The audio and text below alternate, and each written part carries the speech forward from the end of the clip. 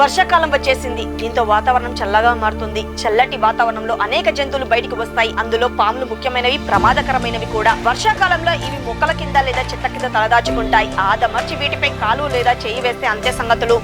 ఇలాంటి ప్రమాదం రాకముందే జాగ్రత్త పడాలి. ఇంటి పరిసరాల్లో వర్షాకాలం గడ్డి విస్తారంగా పెరుగుతుంది. ఈ గడ్డి కింద పాములు, ఇతర విష జంతువులు తలదాచుకుంటాయి. అలాంటప్పుడు గడ్డి పెరగకుండా చూసుకోవాలి. ఇంటి పరిసరాల్లో పెరిగే గడ్డిని బొటానికల్ భాషల్లో గ్రాండ్ కవర్ ప్లాంట్స్ అంటారు.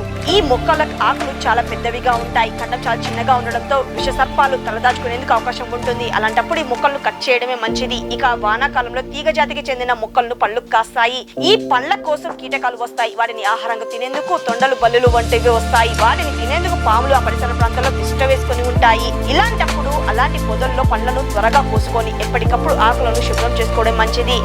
మకరందాన్ని ఇచ్చే పుష్పాలు, మొక్కలు కూడా ప్రమాదకరమే. ఇలాంటి వాటిని కూడా పరిసర ప్రాంతాల్లో పెంచుకోకపోవడమే శ్రేయస్కరం.